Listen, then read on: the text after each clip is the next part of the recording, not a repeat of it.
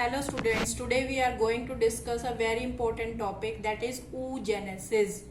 So oo plus genesis. Oo means the ovum and genesis means formation. So the process of formation of ovum, or we can say the egg or the female gamete in the ovary, that is known as oogenesis. And this topic is very easy. If you understood the topic spermatogenesis, then there will be no problem to understand this topic. All the steps are same in oogenesis, only the some differences are there, and from those differences always questions are asked.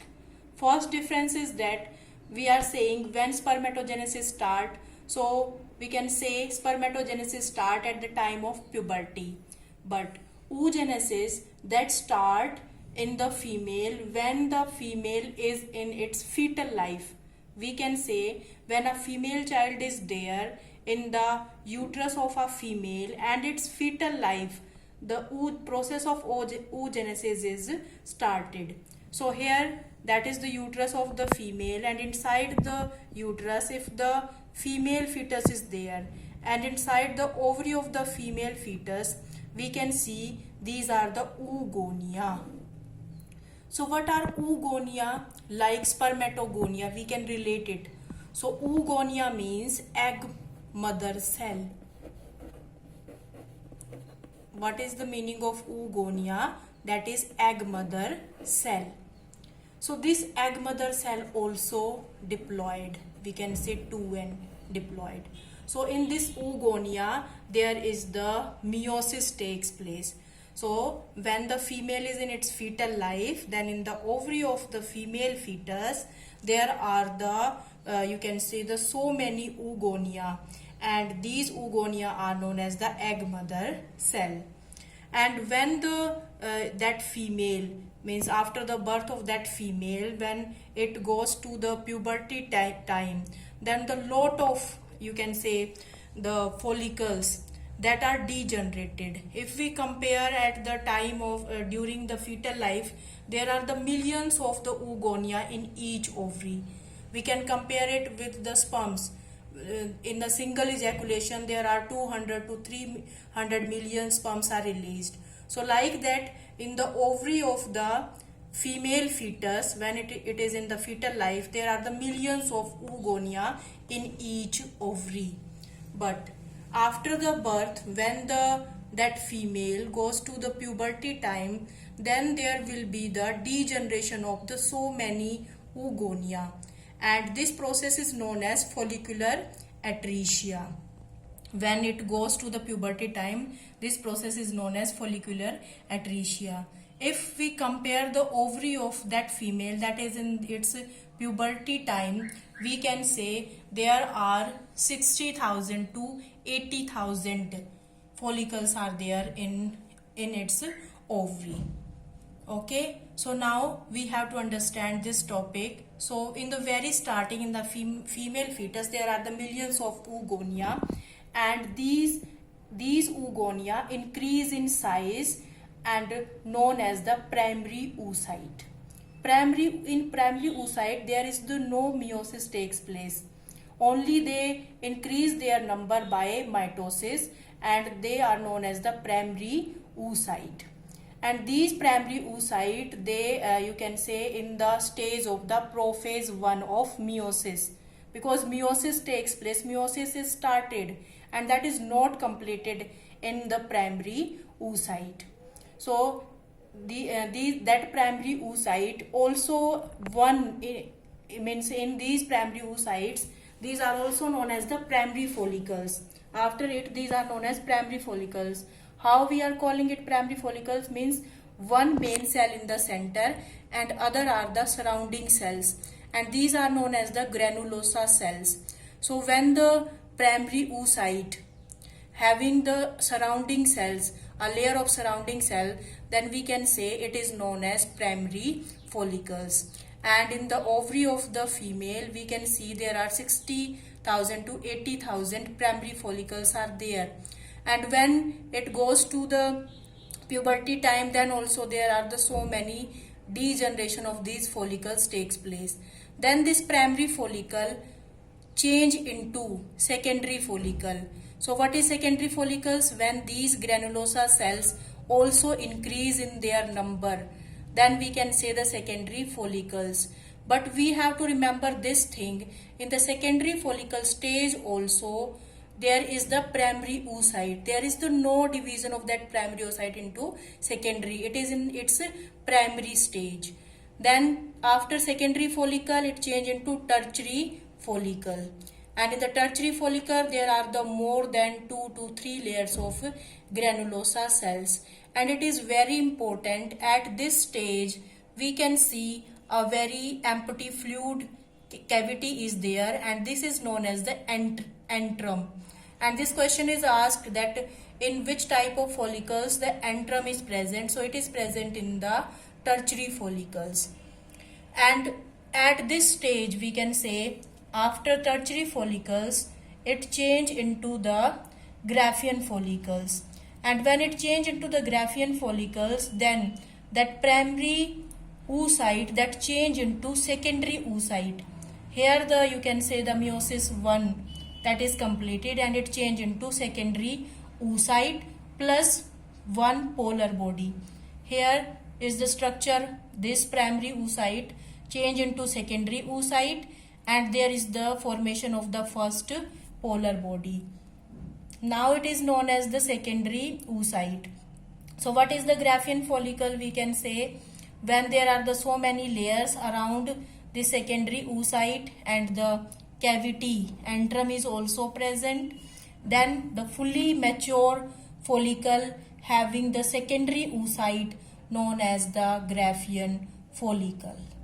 So that is very important. Graafian follicle, it is known as the fully mature follicle, and at this stage we can say the primary oocyte also change into secondary oocyte, and that oocyte also have on its outer surface a layer is there, and that layer is known as zona pellucida. This layer is very important during the time of fertilization. The egg can dissolve this layer when the sperm can dissolve this layer when fertilization takes place. So at the Graafian follicle stage, now the secondary oocyte is there, and further when this Graafian follicle you can say rupture, then there will be the release of the ovum from that, and that process is known as ovulation. So ovulation. So what is ovulation? When this Graafian follicle rupture and the egg is released from this Graafian follicle, then we can say it is known as the ovulation. So now with the help of our diagram, you can see the cross section of the ovary. We can see the different follicles, primary, secondary and tertiary follicles. It is the sectional view of human ovary, and in this ovary you can see the different follicles, primary follicle, secondary follicle, tertiary follicles, and then the Graafian follicle.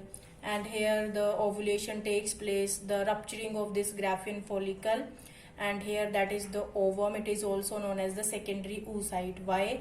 Because at this stage the primary oocyte change into secondary oocyte, and that is the corpus luteum. Means after the release of the egg, or you can say the ovum from the Graafian follicle, the empty cavity is present, and this empty cavity is known as corpus luteum. And this corpus luteum, that is the very important, because at the time of pregnancy it secrete a hormone known as progesterone, and this hormone help in the proliferation of endometrium lining of uterus. We can say suppose here the uterus is present, and in the uterus there are the 3 layers.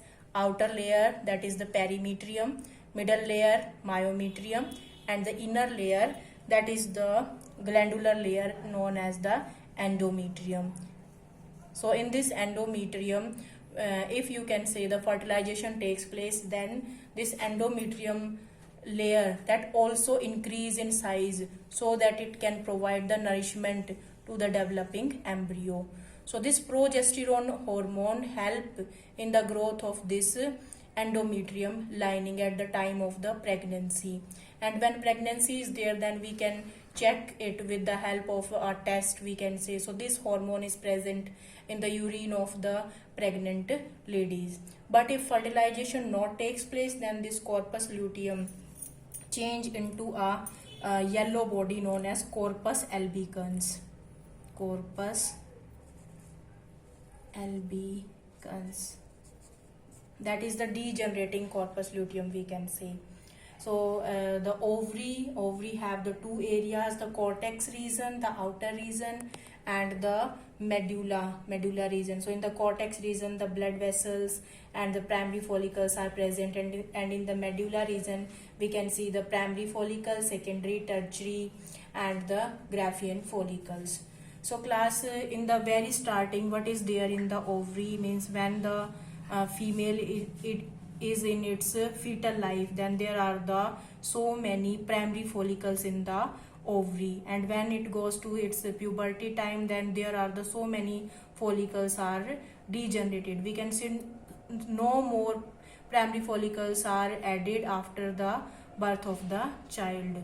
So what is there? One main cell is there in the center that change into primary oocyte, and other are the covering cells, and these covering cells are nothing but these are known as granulosa cells.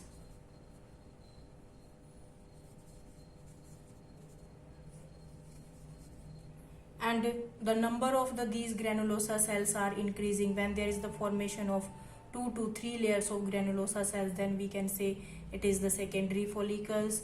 If more granulosa cells are there, then we can say the tertiary follicle. But we have to remember this thing, in these stages the egg is in the primary oocyte stage. We can say here it is in the primary oocyte stage.